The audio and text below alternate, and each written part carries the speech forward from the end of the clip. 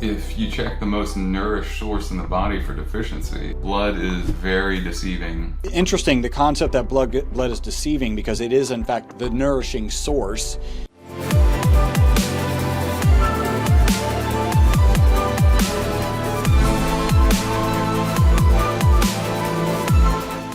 So you mentioned space elevators. My understanding is the only material that could actually make space elevators work are nanotubes. And those were actually, well, the precursor molecule to the nanotube discovery was discovered here at Rice University. We're based in Houston. That's actually what I work with all the time, right? So you're probably familiar with it. We can talk about that offline. So you start working because of your mom's health challenges, right? And you kind of realize the system and supplementation failed her. Walk us through like how that evolves into focusing on minerals. Pretty quickly, I had a friend that was a friend of my girlfriend's at the time, and she had been diagnosed with cancer in her late 20s.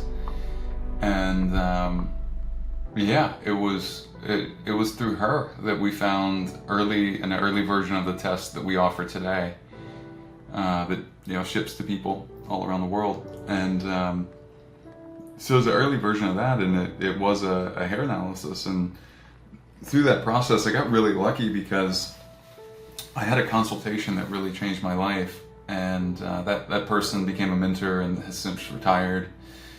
But I learned so much because I already had this background in chemistry, and because it was a dissection of the interactions of elements, and that it was mind-blowing because it could show you a lot of what you would see in a Dutch test, a lot of what you'd see in a bunch of thyroid blood work, and then it would show you accurate deficiency markers in minerals, which blood, I'll just tell you, if you're listening to this, blood is very deceiving. It's just not meant. It's not like,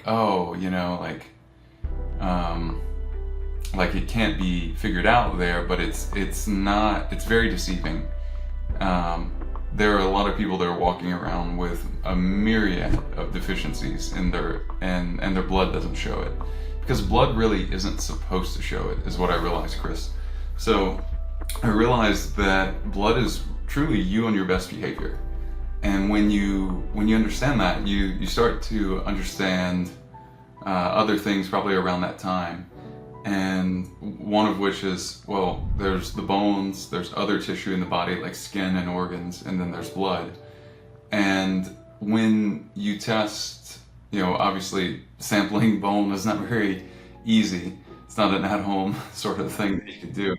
But blood obviously is just, it's meant to be nourishing. And if you check the most nourished source in the body for deficiency, it's kind of like, it's not the most intelligent choice, and that becomes pretty obvious the more you know about it. And so tissue, hair is tissue, skin is tissue. It's a much better choice for this, and you get to see trends, and you don't just do it once.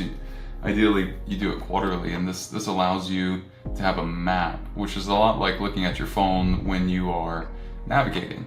So if you're trying to get somewhere across town, especially if you've never been, how many times do you look at your phone? Probably more than once. And so I give people this analogy because it's important to think, I'm going to do this regularly, because anything that is worth doing with enough frequency for it to be optimal or effective.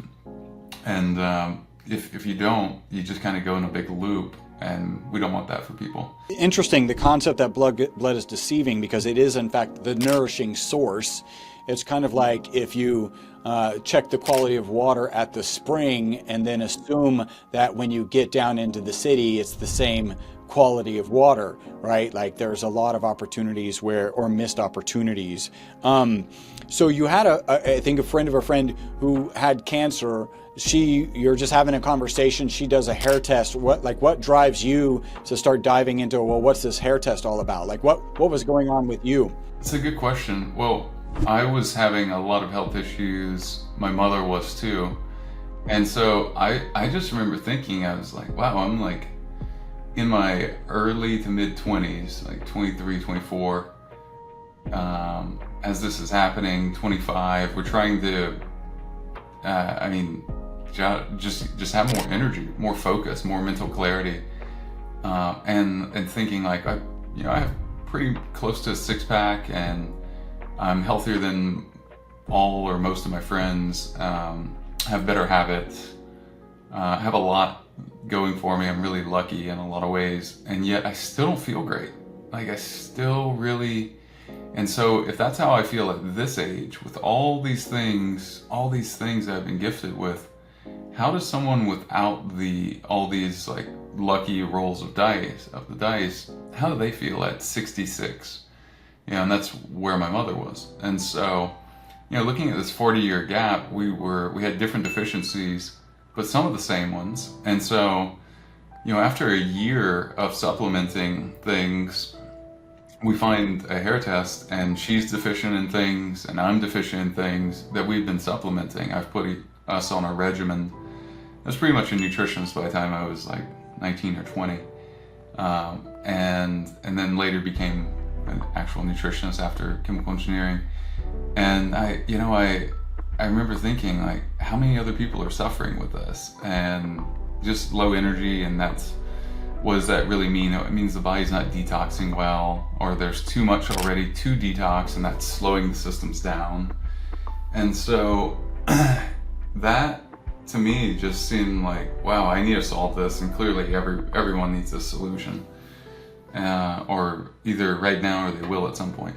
Yeah, and so that first test, so you're seeing some deficiencies of things that you're supplementing, right? So you start doing, what engineers do, trying to figure out, well, how is this even possible? How is the stream, how is this the water in the city measuring whatever it's measuring, and the spring water is so good? Like talk us through like how do you start digging into the supplement? Was there one particular kind of mineral that stuck out as deficient when you felt it shouldn't be? Sure. Yeah, magnesium was one of them. Zinc was another. Sodium. I just realized, around that time, low salt diets were very popular, and that was a big problem too. So that was a really big problem. So whenever you're like looking at a cell level and your sodium is off, then your nutrient flow, your osmotic pressure is off, and I mean it's really big, to the point that when we look at a certain ratio of sodium and one other element, we actually see during a consultation, it's so documented at this point that you can see if someone is experiencing depression or bipolar or mania, just most likely just from that one ratio. And that's sodium to potassium, or sodium to what? Yeah.